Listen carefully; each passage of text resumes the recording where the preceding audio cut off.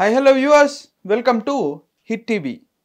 500 ఏళ్ల నాటి హిందువుల కళ అని కొందరు, లేదు అక్రమ కట్టడానికి అక్రమ సపోర్ట్ అని మరికొందరు, ఇలా మల్టిపుల్ వే ఆఫ్ ఆన్సరింగ్ తోటి కూడుకున్న ఒక ప్రశ్న. మరియు ఏపీ, తెలంగాణ మరియు దేశమంతటా ఎన్నికలకి మరికొద్ది నెలలే మిగిలిండగా పరిస్థితులు ఎలా ఉన్నాయని పెద్దలు తమ్మారెడ్డి భరద్వాజ గారిని అడిగి తెలుసుకునేదానికి ప్రయత్నిద్దాం. Welcome to the show. నమస్కారం సార్.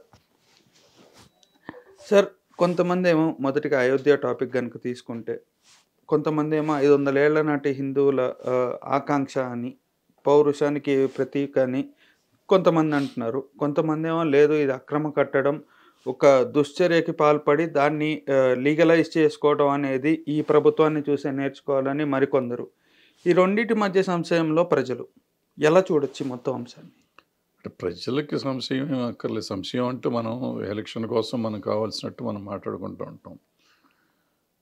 500 సంవత్సరాల కళ ఏమి ఉండదు. అంటే నేను అనుకోవటం ఏంటంటే, ఇప్పుడు రామ మందిరం ఉండటం అనేది, రామ మందిరం ఎక్కడ పడితే ఏ ఊర్లో పడితే ఆ ఊర్లోనే ఉంది. ఆ పర్టికులర్ ప్లేస్లో ఏంటంటే చరిత్ర చెప్పేదాని ప్రకారం కొంతమంది ఇక్కడ రామ మందిరం ఉండేది, దాన్ని కూలగొట్టేసి మసీదు కట్టారు. మసీదు కూలగొట్టారు, మళ్ళీ రామ మందిరం కట్టుకోవాలంటారు.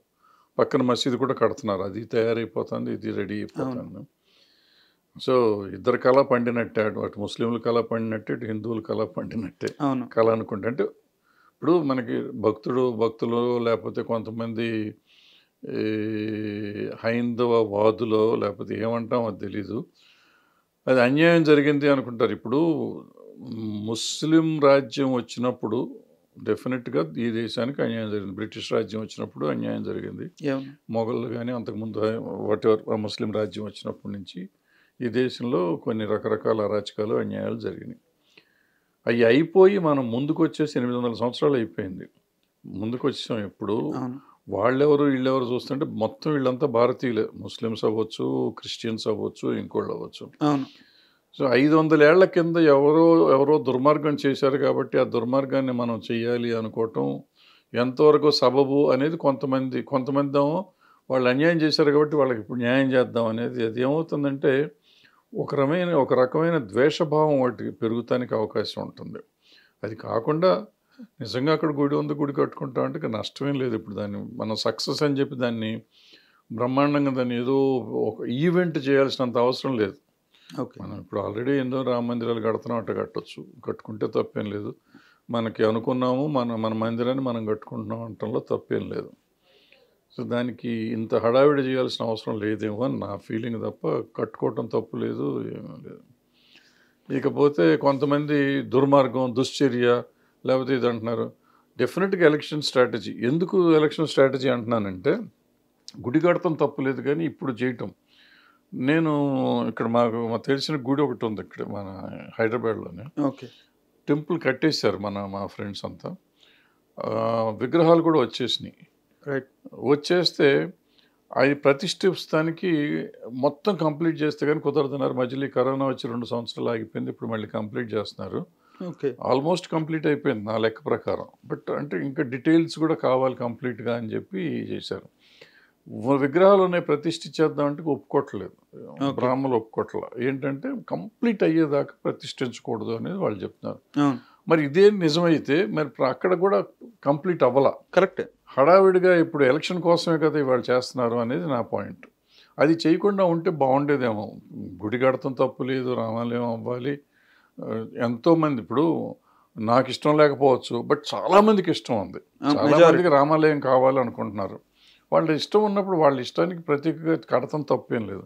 బట్ ఇంత హడావిడి చేసి దానికంతా ఒక ఈవెంట్, గవర్నమెంట్ ఈవెంట్ లాగా చేసి, మరి గవర్నమెంట్ సొమ్మో ఎవరి సొమ్మో తెలియదు, ఇంటింటికి జెండాలు అక్షంతలు పంపించి దాన్ని చేసి ఇంత ఖర్చు పెడుతున్నారు అంటే అది ఎంతవరకు అవసరం? అది ప్రభుత్వ ధనం అయితే మాత్రం అది దుర్మార్గం నా లెక్కలో. మామూలుగా చేస్తే చేసుకోవచ్చు. ఇప్పుడు వేరే ఆర్గనైజేషన్స్ చేస్తే చేసుకోవచ్చు, వాళ్ళ ఇష్టం. దాన్ని ఎవరు మనం ప్రశ్నించే హక్కే లేదు ఎవరికి. అవును. బట్ ప్రభుత్వం చేస్తే మాత్రం అది కరెక్ట్ కాదని నా ఫీలింగ్. అయితే మందిరం చుట్టూ ఎప్పుడు వివాదాలు తిరుగుతూనే ఉన్నాయి. కాకపోతే నాకు తెలిసి ఇంతకుముందు వరకు ఓన్లీ కాంగ్రెస్, బీజేపీ మధ్యనే ఈ రాజకీయ వేడి అనేది నడిచేది అయోధ్య రామ మందిరానికి సంబంధించి. కాకపోతే ఇప్పుడు ఆ రేస్లో ప్రతి ఒక్కళ్ళు దూకటం అనేది స్టార్ట్ చేస్తారు. ఎవరు? For example TDP sir. TDP ఇంతకుముందు ఎన్టీఆర్ గారు ఉన్నప్పుడు ఎల్కే అద్వానీ గారి ఇంటి ముందు ధర్నా చేశారు ఆయన. ఈ గొడవంతా ఆపండి, మీరు అసలు ఇది కరెక్ట్ కాదు అని. గత వారం రోజుల ముందు వరకు కూడా చూసుకున్న టీడీపీ కానీ జనసేనలో కొంతమంది ఎవరైతే నిజం చెప్పాలంటే జనసేన ప్రస్తుతానికైతే బీజేపీలో పొత్తులో ఉన్నా కూడా కార్యకర్తలకి దాదాపు కమ్యూనిస్ట్ మైండ్ సెట్ ఉంటుంది. సో దానివల్ల డిఫర్ అయ్యి కొంతమంది నెగిటివ్గా మాట్లాడతాం. కాంగ్రెస్ ఫస్ట్ నుంచి నెగిటివ్గానే ఉంది, వైసీపీ కూడా నెగిటివ్గానే ఉంది. ఇలా ప్రతి ఒక్కళ్ళు ఎవరి వే ఆఫ్ పాలిటిక్స్ వాళ్ళు చేస్తున్నారు. ఇప్పుడు డిఎంకే తమిళనాడు చూసుకుంటే అసలు వాళ్ళు బ్రాడ్కాస్టింగ్ ఆపేశారు, అసలు అవసరం లేదు మేము ఇయ్యమని. ప్రతి వాళ్ళు దీంట్లో దూరుతున్నారు. ఎలా ఇది? ఇప్పుడు ఎవరు బ్రాడ్కాస్టింగ్ ఆపడానికి నేషనల్ ఛానల్స్గా చేస్తే కానీ బేసిక్ ప్రాబ్లం ఏంటంటే ఇక్కడ నేను ఇందాక చెప్పాను కదా, నాకు ఇష్టం లేదు మీకు ఇష్టం. సో మీ ఇష్టం ఎట్లా ఉంటే అట్లా చేసుకోవచ్చు, ఎవరిష్టం వాళ్ళది. ఈ దేశంలో మన ఇష్టాలతో సంబంధం లేదు. ఓకే, వీళ్ళందరూ కాంగ్రెస్ కూడా అగెనిస్ట్ కాదేమి, కాంగ్రెసే కాదు, నేను నా ఉద్దేశంలో ఎవరూ అగెనిస్ట్ కాదు. ఇప్పుడు ఏంటంటే ఇందాక నేను చెప్పినట్టు ఎప్పుడో 800 కింద జరిగిన దాన్ని ఇప్పుడు కొత్తగా గాయం చేసి ఇప్పుడు మనకు ఒక పుండు. ఇప్పుడు నేను ఎప్పుడో క్రికెట్ ఆడుతాను, నా చిన్నప్పుడు ఇక్కడ దెబ్బ తగిలింది, ఇది ఓకే ఈ ముద్ద ఉంది, ఇది జరిగి 30 ఏళ్ళు అయింది. ఇప్పుడు ఇది కనపడుతుంది, ఎందుకు తగిలిందని చెప్పి ఒక స్క్రూ డ్రైవర్ దోస్తే కత్తి తీసి దాన్ని కోసి ఇప్పుడు ఎంత ఉంది చూసి మళ్ళీ దాన్ని రిపేర్ చేస్తే ఎట్లా ఉంటుందో. ఇప్పుడు ఇన్నేళ్ళు అయిపోయినాక కూడా సరే బాబ్రీ మసీద్ కూలగొట్టడం కూడా అయిపోయింది. సైలెంట్గా చేసుకోవచ్చు కదా, సుప్రీంకోర్టు జడ్జిమెంట్ ఇచ్చింది, మనం చేసుకోవచ్చు. దాన్ని ఒక ఈవెంట్ దాన్ని హడావిడి చేయటం అనేది కొంతమందికి ఇష్టం లేదు, కొంతమందికి ఇష్టం. ఇక్కడ ఇష్టం ఎందుకు వచ్చింది? డెఫినెట్గా మామూలుగా చేసుంటే ఉండేది కాదు. ఇప్పుడు ఎలక్షన్ టైము, అవును, కంప్లీట్ కానీ గుడిలో ప్రతిష్ఠ చేసి ఇవాళ వాళ్ళెవరు శంకరాచార్యులు 4 రావంటున్నారు. అవును, కంప్లీట్ కానీ గుడిలోకి చేయకూడదు, కంప్లీట్ అయినాక మేము వస్తామంటున్నారు. వాళ్ళేమో అగెనిస్ట్గా ఏం లేరు. సో ఇప్పుడు శంకరాచార్యులే చెప్తున్న దాని ప్రకారం కూడా చేయాల్సి, శంకరాచార్యులే కదా వాళ్ళు మన హైందవాన్ని కాపాడటానికి పెట్టిందే కదా శంకరాచార్యులు. సో ఆ 4 మఠాలు ఆచార్యులు రావంటున్నారు అంటే దాని అర్థం ఏంటి? సేమ్ ఇదే మాట నేను చాలా మంది ఈ బజరంగ్ దళ్, విహెచ్పి వీళ్ళని అడిగినప్పుడు చెప్పే మాదేంటంటే, సార్ ఈ బాబ్రీ మస్జిద్ కట్టడాన్ని కూలగొట్టడం ఆ సమయం కానీ, లేకుంటే ములాయం సింగ్ యాదవ్ అప్పుడు షూట్అవుట్ అప్పుడు కానీ ఏ ఒక్క శంకరాచారి అధిపతి రాలేదు బుల్లెట్లకు కానీ, లేకుంటే గొడవలకు కానీ. వీళ్ళు వస్తే ఏంది, రాకపోతే ఏందని నిజంగా అంటున్నారు ఈ మాట. అది అట్లా అనుకుంటే ఇప్పుడు మొత్తం భారతదేశం అంతా వచ్చి కూలగొట్టిందా? చాలామంది రాలేదు. అవును, ఇప్పుడు వాళ్ళు కరసేవకులు చాలామంది, కొంతమంది వచ్చారు, 1,00,000 మందో 2,00,000 మందో 10 లక్షల మందో వెళ్ళారు. ఇప్పుడు 100 కోట్లు ఉన్న అప్పటికే జనాభా 10 లక్షల మందే చేశారు. 10 లక్షల మంది కాబట్టి మెజారిటీలు కాదని చెప్తాం మనం. ఓకే, సో రాముడు అంటే చాలామందికి భక్తి ఉంది. ఇప్పుడు మెజారిటీకి భారతదేశంలో రాముడన్నా, కృష్ణుడన్నా, విష్ణుమూర్తి అన్నా, ఏ దేవుడు అంటే ఒక భక్తి ఉన్నవాళ్ళు ఉన్నారు మెజారిటీ. సో వాళ్ళందరికీ ఇష్టం లేదా? 10 లక్షల మంది ఎందుకు వెళ్ళారు బాబ్రీ మసీద్ కూలగొడటానికి, మిగిలిన వాళ్ళు ఎందుకు వెళ్ళలేదు అని మనమేం అడగట్లేదు కదా. అట్లాగే ఆచార్యులు కూడా వాళ్ళు వచ్చి ఉండకపోవచ్చు, దానికి వాళ్ళు రాలేదు కాబట్టి వాళ్ళు దుర్మార్గులు అంటే మరి ఎందుకు వెళ్తున్నారు? నిజంగా వాళ్ళు ఆ రోజు రాలేదు, రామాలయానికి కూలగొడటానికి రాలేదు, నువ్వు చెప్పింది కరెక్ట్. మరి రామాలయానికి పోనీ ఎవరో అన్నవాళ్ళు, మరి వాళ్ళ 4 బ్యాన్ చేద్దామా? ఆ 4 పీఠాలకి మనం వెళ్లకుండా ఉందామా? ఓకే, ఇప్పుడు వాళ్ళు హైందవత్వాన్ని కాపాడటానికి బాబ్రీ మసీద్ కూడగొడటానికి రాలా అని చెప్తున్నారు వీళ్ళు. రాని వాళ్ళని మళ్ళీ మనం ఎందుకు వాళ్ళు ఆచార్యులుగా ఉంచుకోవాలి? మనం నలుగురు శంకరాచార్యులు మనం త్యజిద్దాం, అది కూడా పాయింట్. మరి త్యజించట్లేదు కదా. సో వాళ్ళు ఈ హైందవాన్ని కాపాడటానికి ఉన్న పీఠాలు 4 పీఠాలు, 4 పీఠాలని పీఠాధిపతుల్ని మనం గౌరవిస్తున్నాం కాబట్టి ఆ గౌరవం ఎప్పుడూ ఉండాలి. వాళ్ళు హైందవానికి ఒక ప్రతీకలని మనం నమ్ముతున్నాం కాబట్టి వాళ్ళు చెప్పేదాన్ని కూడా నమ్మాలి మనం. సరే నమ్మకుండా మనం చేస్తామంటే మన ఏం కాదనేది ఏం లేదు. ఇవాళ రూలింగ్ పార్టీ ఇది, వాళ్ళ ఇష్టం, వాళ్ళు ఏం చెప్పినా నడుస్తుంది. వాళ్ళకి రాజకీయం కావాలి, ఎలక్షన్ ఉంది, ఎలక్షన్ కోసం చేస్తారు. ఇవాళ మొత్తం అంతా జై శ్రీరామ్ అనకపోతే దేశద్రోహి కింద ఉన్నాడు, జై శ్రీరామ్ అనాలి, ఆ ఫీవర్ వచ్చేసింది. తెచ్చారు. They are very successful now. ఆ సక్సెస్ని మనం ఎంజాయ్ చేద్దాం, మనకెందుకు? అయితే మీరు మనం అన్నమాట హిందువులమే కదా, 100కి 100 హిందూ మతంలో వచ్చిందని ఎంజాయ్ చేద్దాం, మీరు మనకెందుకు అన్నమాట బాధ? 100కి 100% వాస్తవం సార్. కొంతమంది ఒక సెట్ ఆఫ్ పీపుల్ నేను ఇట్లాంటి వాద సంవాదాలు జరిగినప్పుడు నాకు అర్థం కాని విషయం ఏంటి అని అంటే, మీరన్న పాయింట్లు అంటే దాదాపు ఇవి కాకపోయినా ఇంచుమించు అలాంటివి నేను అడుగుతూ ఉంటాను, రివర్స్ క్వశ్చనింగ్ చేస్తూ ఉంటాను. వాళ్ళు ప్రతి ఒక్కళ్ళు చెప్పేది ఏంటనంటే, అరే మాకు ఫస్ట్ బీజేపీ వాళ్ళు 2 ఎంపీలు ఉన్న దగ్గర నుంచి కూడా ఇదే మాట మీద కొట్లాడినాం, ఆర్టికల్ 370 గురించి కొట్లాడినాం, రామ మందిరం కోసం కొట్లాడినాం, ఇప్పుడు 300+ 2 సార్లు వచ్చినా కూడా అది చేసి చూపించినాం, మేము అన్నమాట మేము చూసి చెప్పిన దానికి మేము బట్టలు చింపుకుంటున్నాం కానీ మేమేం పక్కోడి దానికి బట్టలు చింపుకోవట్లేదు కదా అని వాళ్ళు అనే మాట. బట్ట చింపుకోవటం కాదు, ఇక్కడికి ఏంటంటే హైందవాన్ని గురించి మాట్లాడుతున్నాం, మనం హిందూ మతాన్ని గురించి మాట్లాడుతున్నాం, మత నమ్మకాలను గురించి మాట్లాడుతున్నాం, ఆచారాల గురించి మాట్లాడుతున్నాం. ఆచార ప్రకారం కానీ, నమ్మకం ప్రకారం కానీ, సాంప్రదాయం ప్రకారం కానీ గుడి కంప్లీట్ అవ్వకుండా ప్రతిష్ఠ చేయకూడదు. ఓకే, ఇది రూల్. ప్రతిష్ఠ చేస్తున్నారు, అగెనిస్ట్గా చేస్తున్నారు. మరి అదే మాట చెప్తే ఇప్పుడు నాస్తికుడా? ఆ మాట చెప్పినవాడు నాస్తికుడు అవుతాడా? మాట చెప్పినవాడు దేశద్రోహి అవుతాడా? లేకపోతే రాముడికి అగెనిస్ట్ అవుతాడా? అవ్వడు కదా. సరే, నా బొట్టుడు అంటే నాస్తికుడు అంటారు, మరి ఆచార్యులను ఏమంటారు, పీఠాధిపతులను ఏమంటారు? సో మన కన్వీనియన్స్ కోసం మనం చేస్తున్నాం, ఏదో అసలు గుడి కావాలన్నారు చేస్తున్నారు, పోనీ రైట్. కొంచెం ఆఫ్ బీట్లోకి వెళ్తే సార్ డిస్కషన్లో, శివసేన మీకు ఐడియా ఉండే ఉంటుంది. అవును, ఒకప్పుడు బాగా, అవును. ఇప్పుడు ఈ హిందుత్వానికి ఇంకా బీజేపీ కంటే పెద్ద పెత్తందారులు, అవును, బాల్ ఠాక్రే గారు వాళ్ళంతా మీకు ఐడియా ఉండే ఉంటారు. అవును. ఆయన ఒక ఇంటర్వ్యూలో చెప్తా, మీరు బాగా యాక్టివ్గా ఉంటారు కదా హిందుత్వ పాలిటిక్స్లో, బాబ్రీ మస్జిద్ కూలగొడతంలో మీ చెయ్యి ఉందా అంటే, నా చెయ్యి కాదు నాకు కాలు ఉందని, అంటే అంత సేవేజ్ ఆన్సర్లు ఇచ్చే వ్యక్తి ఆయన. ఇవాళ ఆయన పార్టీ వెళ్ళిపోయి కాంగ్రెస్ అండలో ఉండి వ్యతిరేకంగా మాడుతున్నారు రామ మందిరానికి. ఎలా చూడొచ్చు అసలు ఇది? వ్యతిరేకత ఎవరు ఉండరు, నేను చెప్తాను కదా, భారతదేశంలో నాకు తెలిసి వ్యతిరేకత కాదు, దాన్ని రాజకీయంగా వాడుకుంటున్నారు అనేదే ఇంటెన్షన్ తప్ప నాకు తెలిసి ఏ పార్టీ వ్యతిరేకంగా. బాల్ ఠాక్రే కూడా రాజకీయంగా వాడుకున్నారు కదా ఇష్యూని. ఎవరైనా వాడుకుంటారు. ఇప్పుడు రావణ్ణి ఇప్పుడు ఆ రోజు అద్వానీ గారు రథయాత్ర చేసినప్పుడు కూడా రావణ్ణి వాడుకున్నారు. ఇవాళ భారతదేశంలో బీజేపీ వచ్చిందంటే రావణ్ణి వాడుకునే వచ్చింది. అవును, వాస్తవం కనిపిస్తుంది. వాళ్ళు హిందూ మతాన్ని వాళ్ళు ప్రమోట్ చేసుకున్నారు. ఇవాళ మోడీ గారు భారతదేశంలో హిందుత్వాన్ని కాపాడటానికి మోడీ గారు తప్ప ఇంకెవరూ లేరు అని ప్రజలు నమ్మి ఆయనకు ఓటేస్తున్నారు. అవును, సింపుల్. సో ఆ హిందుత్వాన్ని నమ్మే ప్రజలు ఎక్కువ ఉన్నారు కాబట్టి ఆయన ఇవాళ 300 పైన సీట్లు వచ్చి ఆయన గెలిచాడు.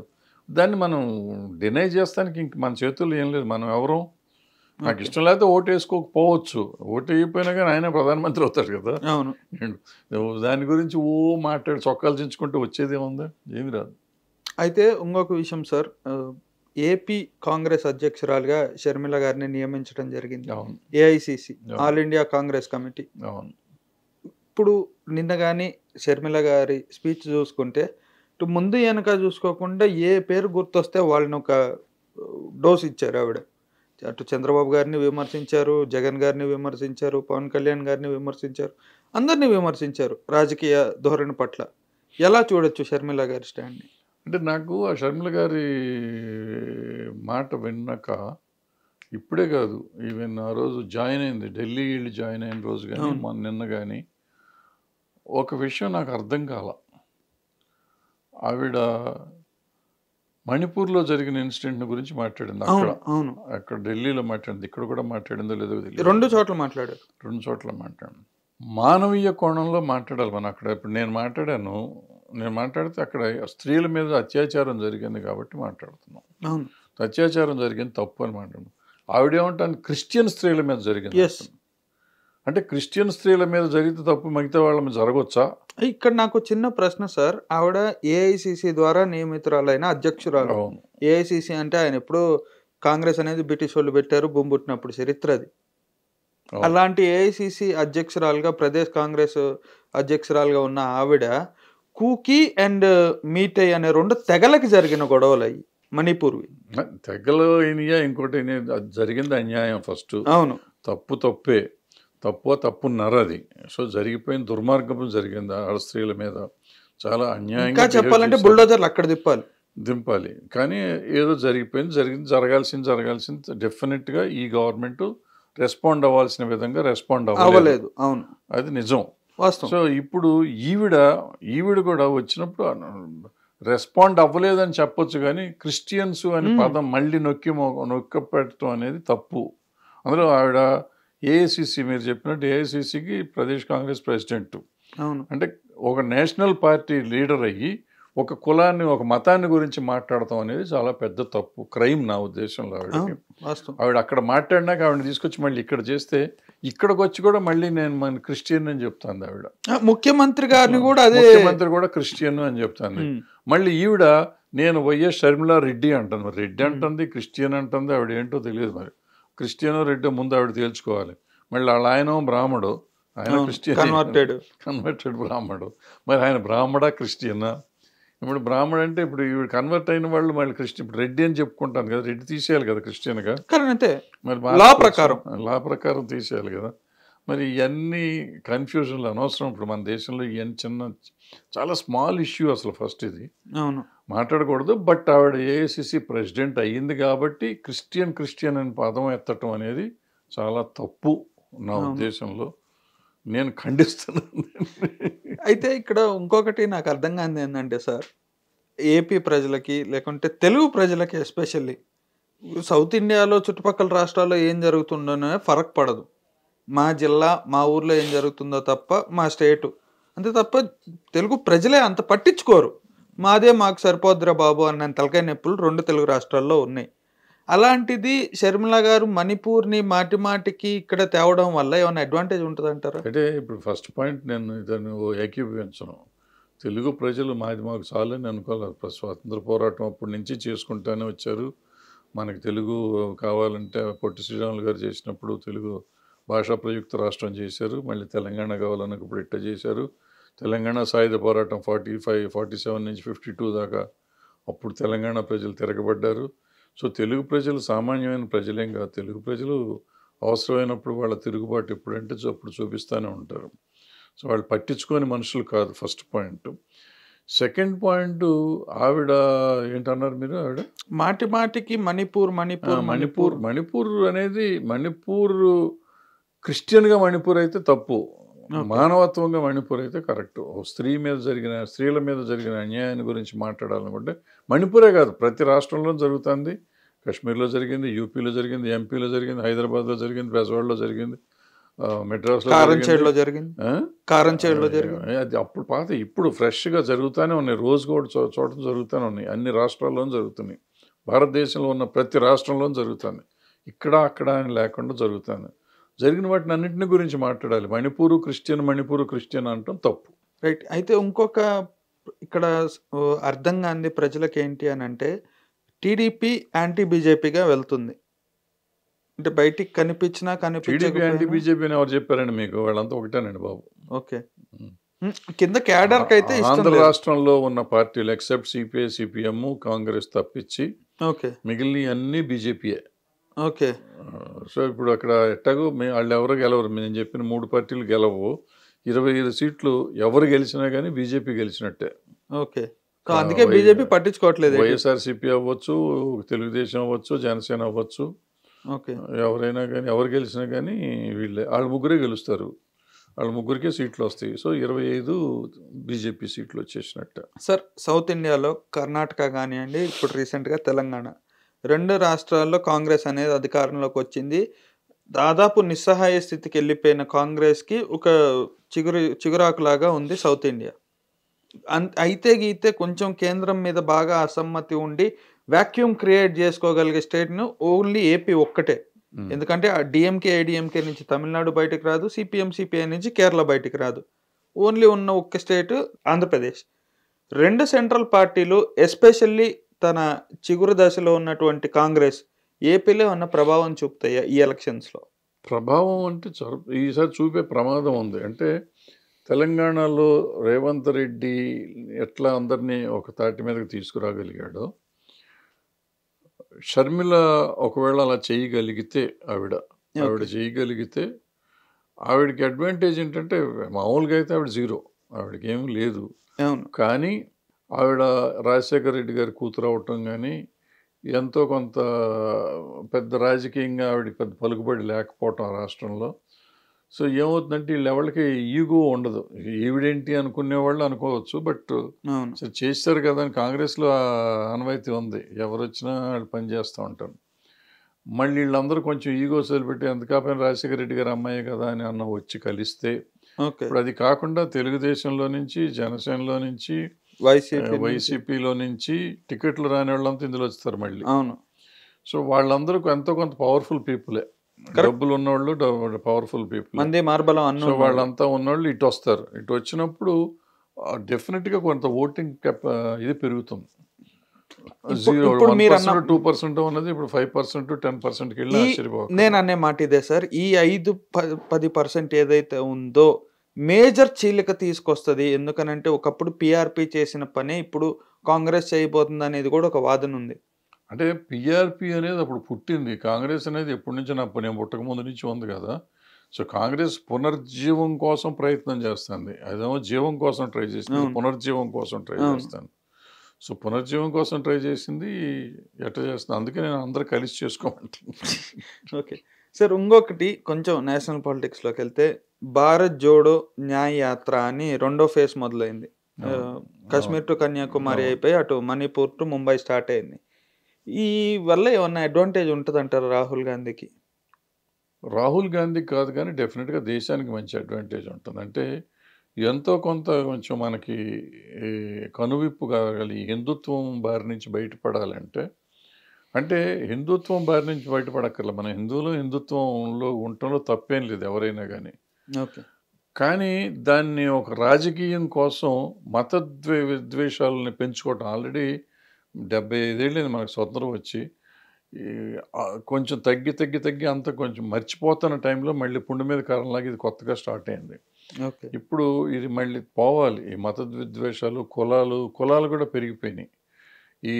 ఇది పోకపోతే మళ్ళీ మనం రాతియుగంలోకి వెళ్ళిపోతాం. స్త్రీలను గౌరవించడం పోతుంది, కులాలు మతాలతో మనం విడిపోతున్నాం, మళ్ళీ అది తగ్గాలి. సో ఈ భారత్ జోడో యాత్ర కానీ లేకపోతే ఈ న్యాయ యాత్ర కానీ దాంతో కొంత వస్తుంది, డెఫినెట్గా మంచి జరుగుతుంది, దేశానికి అడ్వాంటేజ్ ఉంది. అంటే ఒకళ్ళు ఉన్నారు, ఇప్పుడు ఏమవుతుందంటే ఓటు వేస్తానికి లేరు, కాంగ్రెస్ లేదు, జీరో అయిపోయింది కాబట్టి ఎవరికి వేయాలో తెలియకుండా ఉంది. ఇప్పుడు ఈయన తిరుగుతూ ఉంటే కొంచెం కాంగ్రెస్ ఉంది ఇంకా బతికొందనే ఫీలింగ్ వస్తే 4 ఓట్లు పడతాయి. మేము చూసాం కదా మొన్న యాత్ర తర్వాత, డెఫినెట్గా ఆ 3 స్టేట్లో రాలేదు కానీ కన్సిడరబుల్గా ఓట్లు వచ్చినాయి. అవును, మరీ చిత్తుగా ఓడిపోవాలి. అంతకుముందు చిత్తుగా పోయిన వాళ్ళు ఇప్పుడు బాగానే వచ్చారు. సో డెఫినెట్గా తేడా ఉంటుంది. అయితే ఇంకొక మాట ఏంటంటే సార్, ఈ రామ మందిరం, అయోధ్య ఇదంతా ఒక పొలిటికల్ వేలో వెళ్తుంది. ఈ కాస్ట్ సెన్సస్ అని చెప్పి ఇండి అలయన్స్ అంతా ఒక వేలో వెళ్తుంది. ఇటు వీళ్ళు హిందుత్వం అని పోయినా అదొక డిస్ట్రక్టివ్ పవరే, వీళ్ళు క్యాస్ట్ బేస్డ్గా వెళ్ళినా అది ఒక డిస్ట్రక్టివ్ పవరే. 2 డిస్ట్రక్షన్స్ మధ్యలో ప్రజలు కన్స్ట్రక్టివ్గా ఎలా బతకగలుగురు? అసలు ప్రజల బ్రతుకిను ఈ ఎలక్షన్లకి వీటికి సంబంధం లేదు. ఓకే. ఇప్పుడు మనం 75 ఏళ్ళుగా బతుకుతున్నాం, ఏ పార్టీలు వచ్చినాయో ఏ పార్టీలు పోయినాయో, ప్రజలలో ఎంత తేడా వచ్చింది అని ఆలోచిస్తే చాలా తక్కువ ఉంటుంది. మారిన సమాజంతో పాటు మన అలవాట్లు కానీ కానీ మారిపోతున్నాయి, మన ఆహార్యం కానీ మనకు కొన్ని తేడాలు వచ్చినాయి. ఆ వచ్చినాయే తప్ప ఈ ప్రభుత్వాలు వచ్చి మన ఉద్ధరిస్తాయి అనేది ఏమీ లేదు. ఓకే. సో మనం ఎప్పటికప్పుడు ట్రయల్ అండ్ ఎర్రర్ లాగా వీళ్ళు వస్తే వస్తారు, వాళ్ళు వస్తే వస్తారని ఓట్లు వేస్తున్నాం. ఒకసారి వాళ్ళకి వేస్తాం, ఒకసారి వీళ్ళకి వేస్తాం, ఇంకోసారి ఇంకోళ్ళకి వేస్తాం. కొత్త వాళ్ళు వస్తున్నారు పోతున్నారు. మధ్యలో ఏమైందంటే ఈ రీజనల్ పార్టీస్ వచ్చినాయి, వాళ్ళకి వేస్తున్నాం. సో ఇవన్నీ ట్రయల్ అండ్ ఎర్రర్ ట్రై చేస్తున్నాం, ఎవరు ఏం చేస్తారనేది మనకు తెలీదు. సో ఈ ప్రక్రియలో ఎవరికి దొరికింది వాడు తిని వెళ్ళిపోతున్నాడు. 100% వాళ్ళు తిని వెళ్ళిపోతున్నారు. సో ఇది అరికట్టేది మరి ఎప్పటికి మనకి విజ్ఞానం పెరుగుతుందా, మరి పిల్లలు ఎట్లా ఉంటారు చూడాలి. అంటే జనరేషన్స్ మారిపోతున్నాయి కదా. కరెక్ట్. ఎందుకంటే సార్ ఒక పదం ఉంటుంది, ప్రాక్టీస్ మేక్ మ్యాన్స్ పర్ఫెక్ట్ అని. ఇప్పుడు ఒక స్టేబుల్ గవర్నమెంట్ ఉంటే ఒక 10 ఏళ్ళు కానీ ఒక 15 ఏళ్ళు కానీ ఒక మంచో ఒక చెడో అనేది ఒక క్లారిటీ వస్తుంది. ఇప్పుడు ఈ టర్మ్ ఒక సీఎం ఉంటాడు, వచ్చే టర్మ్ ఇంకో సీఎం ఉంటాడు, ఆ వచ్చే టర్మ్ ఇంకో సీఎం ఉంటాడు. 3 టర్ములు ముగ్గురు ఉంటారు, ముగ్గురు 3 పనులు కూడా సరిగ్గా చేయరు. ప్రజలు ఇక్కడ ప్రజలకి చిత్తశుద్ధి లేదా, నాయకులకి చిత్తశుద్ధి లేదా? ప్రజలు ఏంటంటే ప్రజలు ఇప్పుడు ఈ మధ్య ఒక రకంగా ఈ అమ్ముడు పోవటం లేకపోతే ఏదో వాటెవర్ ఇన్ఫ్లుయెన్స్ అయిపోయి ప్రజలు వాళ్ళకి ఏం కావాలనేది వాళ్ళకి తెలియని పరిస్థితికి వచ్చారు. అంటే ఈ రాజకీయ నాయకులు కన్ఫ్యూజ్ చేశారు వాళ్ళందరినీ ఒక రకంగా. ఇంతకుముందు ఏంటంటే క్లారిటీ ఉండేది. గతంలో ఈ పేదరికం పోవాలి. ఇప్పుడు మీకు చూడండి, అంతకుముందు వచ్చినప్పుడు కాంగ్రెస్ ఫస్ట్ గెలిచినప్పుడు ఆ డ్యాములు కట్టారు, నీళ్లు వ్యవసాయం పెరగాలన్నారు, ఎయిమ్స్ ఇవన్నీ తర్వాత హాస్పిటల్ కట్టారు, ఇండస్ట్రీస్ పెట్టారు. వాళ్ళు ఒక ఒక 5 ఇయర్ ప్లాన్, పంచవర్ష ప్రణాళికలు పెట్టుకొని దేశాన్ని మెల్లిమెల్లిగా అభివృద్ధి చేసుకుంటూ వచ్చారు. అప్పుడు ఏమి జీరో ఉన్న దగ్గర నుంచి మనకు ఒక స్టేజ్కి తీసుకొచ్చారు. ఆ తర్వాత ఏమైందంటే ఎప్పుడు ఏంటంటే ఎకానమీ కొంచెం బెటర్ అవుతున్న కాడి నుంచి డబ్బులు కనపడుతుంటే మన చిన్న చిన్న అసోసియేషన్ చూసుకుందాం. ఓకే, మీరు అసోసియేషన్ పెడతాం, పెట్టినప్పుడు ఎవడో ఉండడం, మన కంటెస్ట్ మనే ఒక 10 ఏళ్ళు ఉంటాం ప్రెసిడెంట్ గాను ఇంకోటి గాను. ఈ 10 ఏళ్లలో ₹1,00,000 2,00,000 దాంట్లో పెట్టగానే 10 మంది వస్తారు కంటెస్ట్ చేయడానికి. చేసి గెలిచి దాన్ని తినేద్దామని చూస్తూ ఉంటారు. సో ఇట్లా రకరకాలుగా ఉంటాయి. ఇప్పుడు దేశం కూడా అంతే. ఈ దేశం కూడా అప్పుడు కాంగ్రెస్ ఉన్న రోజుల్లో ఎవరు ఉండేవారు కదా అపోజిషన్. అప్పుడు కమ్యూనిస్టులు కొంచెం ఉండేవారు, ఈ బీజేపీ అనేది అసలు లేదు. అవును, ఇప్పుడు మొత్తం వచ్చేటప్పటికి అందరికీ కావాల్సి వచ్చింది. రీజనల్ పార్టీస్ వచ్చినాయి, బీజేపీ వచ్చింది, ఇవన్నీ వచ్చినాయి. ఇప్పుడు ఒక స్టేజ్ వచ్చింది. ఇప్పుడు వీళ్ళు ఏం చేశారు, హిందువులకి ఏం కావాలో మేము చేస్తాం అన్నట్టుగా వీళ్ళు వస్తున్నారు. హిందుత్వం వచ్చేటప్పటికి డెఫినెట్గా it is attracting the people. ఇక్కడ నా ప్రశ్న ఏంటంటే సార్, సారీ నేను మధ్యలో ఆపుతున్నా మిమ్మల్ని.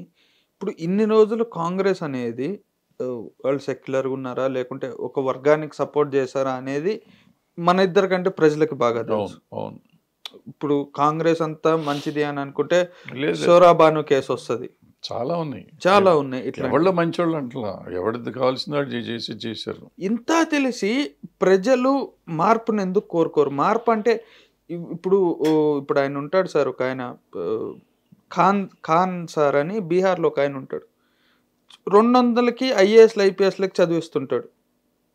అట్లాంటి వ్యక్తిని ఒకడిని మీ క్యాండిడేట్ గాను లేకుంటే చదువుకున్న ఎందుకు పెట్టుకోరు? అంటే నీకు ఇక్కడ ప్రాబ్లం ఏంటంటే, నిజంగా దేశాన్ని గురించి ఆలోచించే వాళ్ళు ఈ రోజులు నాకు తెలిసి ఒక 15-20 సంవత్సరాల నుంచి ఎలక్షన్లోకి వస్తానికి ఇష్టపడతారు. కరెక్ట్. 15 అంతకుముందు వినోబా భావే గారు రాలేదు కానీ, జయప్రకాష్ నారాయణ గారు రాలేదు కానీ, బట్ చాలామంది వచ్చారు. అవును, లేటెస్ట్గా వచ్చిన వాళ్ళలో కొద్దిగా గొప్ప కేజ్రీవాల్ లాంటి వాళ్ళు ఉన్నారు, కొద్దిగా గొప్ప. అది కూడా ఆయన కూడా ఫుల్ ఫ్లెడ్జ్డ్ కాదు కానీ ఆయన పవర్ కోసమే వచ్చాడు. కొంతవరకు నీతిమంతుడు అంతవరకు. బట్ మిగిలిన వాళ్ళందరూ కేవలం ఒక పవర్ కోసం వచ్చిన వాళ్ళే. ఈ పవర్ ఎందుకు వస్తుంది? ఇప్పుడు డబ్బు వచ్చింది కాబట్టి. ఒక సంపదను సృష్టించారు గత ప్రభుత్వాలు, వాళ్ళు ఎటువంటి వాళ్ళు అయినా కానీ సృష్టించారు. తప్పులు జరగలేదని నేను అట్లా సృష్టించారు, ఒక లెవెల్కి తీసుకొచ్చారు ఈ దేశాన్ని. ఆ తర్వాత వచ్చేటప్పటికి ఈ సంపద పెరుగుతుంది. ఇప్పుడు ఒకానొకప్పుడు భారతదేశం కూడా 1,00,000 కోట్లు బడ్జెట్ ఉండేది కాదు. ఇవాళ ప్రతి రాష్ట్రంలో 3 లక్షలు 4 లక్షల కోట్లు బడ్జెట్ వస్తుంది. సరదాకి అది ఎందుకు వస్తుందో తెలియదు, ఏమవుతుందో తెలియదు. సో ఇదేమైపోయిందంటే, మీరు మార్పు కోరట్లేదని, మార్పు కోరబట్టే మీకు అన్ని రాష్ట్రాలు, మీరు చూడండి భారతదేశంలో ఆల్మోస్ట్ అన్ని రాష్ట్రాలు రీజనల్ పార్టీస్ వెళ్ళినాయి. ప్రతి రాష్ట్రం ఎక్సెప్ట్ నేను అనుకోవటం యూపీ ఎక్కువ, అసలు యూపీ కూడా రీజనల్ పార్టీస్, సపా బస్పా. సో అన్నిట్లోనూ అన్ని రాష్ట్రాల్లోనూ ఉన్నారు, వచ్చారు, మార్పులు వచ్చినాయి. ఇప్పుడు మళ్ళీ బీజేపీకి వచ్చింది. సో కాంగ్రెస్ చేసింది, రీజనల్ పార్టీస్ వచ్చినాయి, మళ్ళీ బీజేపీ వచ్చింది, మళ్ళీ ఎప్పుడో ఒకప్పుడు బీజేపీ పోయి ఇంకోటి ఎవడో వస్తాడు. నేను అనేది మార్పు కోరట్లేదు అనేది, కోరుతున్నారు అంటున్నాను. కోరి ట్రయల్ అండ్ ఎర్రర్ చూస్తున్నారు ప్రజలు. ఆ ట్రయల్ అండ్ ఎర్రర్లో ఎవరు చేస్తారు అనుకుంటే వాళ్ళని కంటిన్యూ చేస్తారు, లేకపోతే మళ్ళీ మారుస్తారు. అంటే ఈ లోపల ఏమవుతుంది, మీకు ఎవ్రీ 10 yearsకి ఒక జనరేషన్ మారుతుంది. మారిన జనరేషన్ అవసరాలు కూడా చూసుకోవాలి కదా. సో ఎప్పుడు ఏం మారుతుంది అనేది మనకు తెలియదు. మార్పు అనేది జరుగుతూనే ఉంటుంది, దీన్ని ఎవరు ఆపలేరు. అది 50 ఏళ్ళు మాత్రం కాంగ్రెస్కి మార్పు లేకుండా గడిచిపోయింది. నేను ఈ ప్రశ్న మిమ్మల్ని ఎందుకు అడిగానంటే, మీలాంటి వాళ్ళ దగ్గర నుంచి నేను తెలుసుకోదలుచుకుంది ఏంటంటే, ఇప్పుడు మోదీ క్యాబినెట్లో ఎందరున్నా ఇద్దరు నా ఆల్ టైమ్ ఫేవరెట్ సార్. ఎవరెన్ని మాట్లాడినా, ఒకటి నితిన్ గడ్కరీ గారు, రెండోది జయశంకర్ గారు, ఫారిన్ మినిస్టర్ జయశంకర్ గారు, మన road transportation minister Nitin Gadkari garu. Nitin Gadkari గారు ఆయన గ్రౌండ్ లెవెల్ పాలిటిక్స్లో ఎప్పటి నుంచో ఉన్నారు కాబట్టి ఆయన ఒక లోక్సభకి పోటీ చేస్తే గెలుస్తారు. సార్ నాకు పెద్ద డౌట్ ఏంటంటే ఇప్పుడు జయశంకర్ లాంటి ఒక గొప్ప మేధావి ఫారిన్ లెవెల్లో ఆయన క్రేజ్ అంతా ఇంత కాదు, ఆయన ఎక్కడ పోటీ చేసినా ఓడిపోతాడు అనేది కూడా ఒకటి ఉంది. ఇది ప్రజలు, భారతదేశ ప్రజలు అంటే పాపం ఇప్పుడు మన్మోహన్ సింగ్ గారిని అవును. గెలిపించారు గెలిపించారు, పివి నరసింహారావు గారిని గెలిపించారు. వాళ్ళందరూ కూడా అప్పట్లో మేధావులే కదా, వాళ్ళ మేధావుల్ని తెచ్చారు. పర్టికులర్గా మన్మోహన్ సింగ్ గారు అయితే వచ్చి గెలిచారు కదా ఎలక్షన్, రెగ్యులర్ ఎలక్షన్ గెలిపించారు కదా. వాళ్ళంటే గ్రౌండ్ లో తిరిగిన పాలిటీషియన్స్ కాబట్టి ఓకే. కాదు, ఆయన ఐఏఎస్ నుంచి వచ్చాడు కదా, ఆయన వరల్డ్ బ్యాంక్ నుంచి వచ్చిన ఆయన కదా. ఓకే, మన్మోహన్ సింగ్ గారు అసలు ఎలక్షన్ రాజకీయాల్లో లీడ్ ఆయన. ఓకే, రావటం ఆయన తీసుకొచ్చి ఫైనాన్స్ మినిస్టర్ చేశారు. సార్ ఇప్పుడు ఏపీ దగ్గరకు వస్తే, ఏపీలో ఎమర్జ్ అయిన కాంగ్రెస్, ఇప్పుడు ఎమర్జ్ అవుతున్న కాంగ్రెస్ కానీ ఎవరి ఓట్లు కోయనుంది? అవి చూడాలి. ఇప్పుడు యాక్చువల్గా అయితే నా ఉద్దేశంలో డెఫినెట్గా ఇటు పోతాయి అనుకుంటున్నా. తెలుగుదేశానికి ఇబ్బంది అవుతుంది, అంటే యాంటీ ఎన్కంబరెన్స్. ఇప్పుడు వీళ్ళకి జగన్మోహన్ రెడ్డి గారి మీద యాంటీగా ఉన్న ఓట్లే ఆవిడకి పడతాయి. ఓకే, జనం ఏమనుకుంటున్నారంటే జగన్మోహన్ రెడ్డి గారు రాజశేఖర రెడ్డి గారి అమ్మాయి కాబట్టి రాజశేఖర రెడ్డి గారి ఓట్లు ఈవిడికి వస్తాయి అంటున్నారు. నిజమే, కరెక్టే. కానీ రాజశేఖర రెడ్డి గారి ఓట్లతో ఆయన 2 times గెలిచాడు. గెలిచినాక జగన్మోహన్ రెడ్డి గారు 2 times అయిపోయినాక ఇప్పుడు ఏం చేస్తున్నాడు ఆయన ఏదో చేశాడు ఈ 5 సంవత్సరాలు. ఆయన తెలివితేటలో మరి తెలివి తక్కువతనమో నాకు తెలియదు, కానీ నేను పని చేశాను అనుకుంటేనే నాకు ఓటేయండి అని చెప్తున్నాడు ఆయన. నాకు తెలిసి దేశంలో ఏ రాజకీయవేత్త చెప్పాలని ధైర్యంగా. కరెక్ట్. సో నేను చేశాను అనుకుంటే నాకు ఓటేయండి, అది మీ వాళ్ళందరికీ చెప్పండి అని కూడా చెప్తున్నాడు ఆయన. మరి అంటే అప్పుడు ఏంటంటే తనకంటూ ఓట్ బ్యాంక్ సృష్టించుకున్నాడు. ఇప్పుడు ఆ ఓట్ బ్యాంక్ వెళ్ళదు, ఇంకా ఆ ఓట్ బ్యాంక్ షర్మిల గారు వచ్చిన వెళ్ళదు, ఇంకోళ్ళు వచ్చిన వెళ్ళదు. ఎందుకంటే తన ఓటు అంటున్నాడు. మా నాన్నగారి ఓటు రాజశేఖర రెడ్డి గారి బిడ్డగా నాకు ఓటేయండి అని ఇప్పుడు అడగట్లా. తన క్రెడిబిలిటీ నేను పని చేశానంటే నాకు ఓటేయండి అంటున్నాడు. సో ఆయన ఓటు ఇక్కడి నుంచి బయటకు వెళ్తానికి, ఈవిడ వస్తే వెళ్తానికి ఏం లేదు. సో ఈవిడికి వెళ్ళాలంటే ఇతను దుర్మార్గుడు అని చెప్తున్నారు కదా, అతను రాక్షసుడు అంటున్నారు కదా, రాక్షసుడు అనుకుని వేసే ఓట్లు ఆవిడికి పడాలి. ఆ రాక్షసుడు అనుకునే ఓట్లు ఎవరికి? తెలుగుదేశానికో జనసేనకో ఉన్నాయి. ఆ ఓట్లు వెళ్ళాలి ఆవిడికి. సో అల్టిమేట్గా ఇక్కడి నుంచి ఏం వెళ్ళవు నాకు తెలిసినంత. ఇప్పటికి కూడా ఆవిడ బాణమేనా? ఎదురు తిరిగిన బాణం. ఓకే సార్, ఇంకొక మాట, ఇప్పుడు తెలంగాణలో మన సెక్రటేరియట్ ఎదురుగా అంబేద్కర్ గారి బొమ్మ అనేది ఎప్పుడో ఓపెన్ అయిపోయింది. రీసెంట్గా విజయవాడలో ఓపెన్ అయింది 2-3 days బ్యాక్. అయితే ఒక వర్గం అంటున్న మాట ఏంటి అని అంటే, ఇప్పుడు రామ మందిరం కానీ లేకుంటే పటేల్ గారి విగ్రహం అప్పుడు కానీ గొడవ చేసిన వాళ్ళంతా ఇప్పుడు ఇది కూడా ప్రజాధనమే కదా, ప్రభుత్వ ధనమే కదా, ఈ కడుతున్నప్పుడు ఎందుకు ఎవరు గొంతులు ఇవ్వట్లేదని కొంతమంది అడుగుతున్నారు. ఎందుకు గొంతులు ఇవ్వట్లేదు? అప్పుడు లేచిన గొంతులు ఇప్పుడు లేస్తున్నాయి, ఎప్పుడు లేస్తూనే ఉంటాయి. గొంతులు లేకుండా ఉండదు. అంటే ఇప్పుడు మనం చూసేదాన్ని బట్టి ఉంటుంది. నన్ను తిట్టినప్పుడు మాత్రం అందరూ తిట్టినట్టు ఉంటుంది, నిన్ను తిడతాంటే తిట్టినట్టు ఉండదు. అది ఓకే, మనం చూసుకోవటం. ఇప్పుడు ఆయన తప్పు చేస్తున్నాడు చాలామంది చెప్తున్నారు, ఎందుకు చెప్పట్లేదు? చివరిగా ఇంటర్వ్యూ ముగించే ముందు సార్, దేశ రాజకీయాలు అనేవి కనుక మనం చూసుకుంటే రీజనల్ పార్టీస్ ఈ 2024 ఎలక్షన్స్లో ఉన్న పవర్ గెయిన్ చేసుకోగలుగుతాయా, లేదా ఇప్పటికీ ఆ కాంగ్రెస్ బీజేపీ వారే ఉందా? మెల్లిమెల్లిగా కాంగ్రెస్ బీజేపీ వారే అవుతాను. ఓకే, ఫ్యూచర్లో అంటే ఈ సంవత్సరం కూడా ఈ ఎలక్షన్లో కూడా కొంతవరకు రీజనల్ పార్టీసే ఉంటాయి. బట్ ఇందాక అనుకున్నట్టు మనం Congress is gaining back. Okay, so కాంగ్రెస్కి కన్సిడరబుల్గా ఉంటుంది. ఎంతకుముందు 100 ఉంటే ఇప్పుడు 110-120 ఉండొచ్చు. మొత్తం గెలిచేసే అంత సీన్ ఉండదు, బట్ కొంత మెరుగవుతుంది, దాని పరిస్థితి మెరుగవుతుంది. సో రీజనల్ పార్టీస్ స్లోగా తగ్గుతూ ఉంటాయి. ఓకే, నెక్స్ట్ ఎలక్షన్కి వచ్చేటప్పటికి ఇంకొంచెం తేడా ఉండొచ్చు. అయితే సార్ చివరి ప్రశ్న, రీసెంట్గా నందమూరి తారక రామారావు గారిది వర్ధంతి సందర్భంగా చిన్న ఇష్యూ అయింది. బాలకృష్ణ గారు ఎన్టీఆర్ గారి ఫ్లెక్సీలు తీసేయమంటాం కానీ, లేకుంటే దానికి తర్వాత కౌంటర్ పోస్టులు పెట్టి లేదు ఇది కాదు అది అని కొంతమంది టీడీపీ వారు ప్రొజెక్ట్ చేయటం, ఇటు ఎన్టీఆర్ ఫ్యాన్స్ అంతా మళ్ళీ గొడవ చేసి అక్కడ ఫ్లెక్సీలు పెట్టించడం, అసలు ఒకటే కుటుంబంలో ఇంత రచ్చ ఎందుకు జరుగుతూ ఉంది? తీసేసినాక మళ్ళీ పెట్టారు, అయిపోయింది అనుకున్నా, అది మళ్ళీ ఇష్యూ జరగలేదుగా. ఓకే. అయ్యే పెట్టారా మళ్ళీ? మళ్ళీ సేమ్. నేను విన్నది ఏంటంటే దాంట్లో స్వాగతం సుస్వాగతం అని ఉంది. అది ఎన్టీ రామారావు గారు పోయిన వర్ధంతికి పెట్టింది. వర్ధంతికి సుస్వాగతం అనకూడదు కదా, జయంతి అయితే పెట్టొచ్చు కానీ వర్ధంతికి పెట్టకూడదు కదా, అందుకని తీసేయండి అన్నాడు ఆయన అని నేను విన్నాను. బట్ ఏమవుతుందంటే ఇప్పుడు మనకి టైం పాస్ బ్యాచ్ ఎక్కువ మనకి. అవును. సో దానికి వెంటనే జూనియర్ ఎన్టీఆర్ని తిట్టాడు బాలయ్య అని చెప్పడం అనేది కొంచెం ఎక్కువ అవుతుంది. అవగానే వాళ్ళు ఏదో ఆవేశాలు కావేశాలు మామూలుగానే ఉంటాయి. మొదటి నుంచి ఆ ఫిక్షన్ ఉంది. టీడీపీకిను జూనియర్ ఎన్టీఆర్ ఫ్యాన్స్కి కొంత ఫిక్షన్ ఉంది. అవును. సో ఆ ఫిక్షన్లో ఇది కొంచెం ఎక్కువ కనపడుతుంది. ఈ మాట మిమ్మల్ని ఎందుకు అడిగానంటే సార్, మీరు ఒకప్పుడు చెప్పిన మాట ఎన్టీఆర్ ఫ్యాన్స్ భయంకరంగా వైరల్ చేశారు. ఏది ఆయన హోమ్ మినిస్టర్ అమిత్ షా గారు చెప్పిన ఆయన్ని కలిసినప్పుడు మూమెంటు, మీరు చెప్పిన మాటలు, I mean KGF range elevation మీరు చెప్పటం, ఆ కింద వీడియోలు కూడా బాగా సింక్ అయినాయి, బాగా వైరల్ అయింది. అలాంటిది ఇప్పుడు బీజేపీ ఏమన్నా ఎన్టీఆర్తో నిజంగానే గేమ్ ఆడుతుందా? అదేం లేదు దాంట్లో. దీంట్లో బీజేపీ గేమ్ ఎక్కడ ఉంటుంది? ఇప్పుడు ప్రతిదానికి మనం భూతద్దంలో చూసి, ఇప్పుడు నాకు బీజేపీ అంటే ఇష్టం లేదు, నేను అగైనెస్టే అయినంత లోపల బీజేపీ ప్రతి దాంట్లో బీజేపీ ఏలు పెట్టిందని మనం ఎందుకు అనుకోవాలి? అసలు అవసరం ఏంటి? సోషల్ మీడియా రచ్చ గురించి. సోషల్ మీడియాలో ఏదో జరుగుతూ ఉంటుంది. ఇప్పుడు మనం మాట్లాడేటప్పుడు మనగానే మాట్లాడాలి కదా, ఊళ్ళో ఉన్న దాని గురించి మాట్లాడకూడదు కదా. 100% సంబంధమే ఉండదు, 100% సంబంధం ఉండదు బీజేపీ. సో ఇది ఈ వారం చర్చా కార్యక్రమం. పెద్దలు తమ్మారెత్తి భరద్వాజ గారు ఇచ్చినటువంటి కీలక అంశాలపైన మనం ఎన్నో మాటలు చర్చించుకున్నాం. వచ్చే వారం మరొక ఎపిసోడ్తో మళ్ళీ కలుద్దాం. అంతవరకు జై హింద్.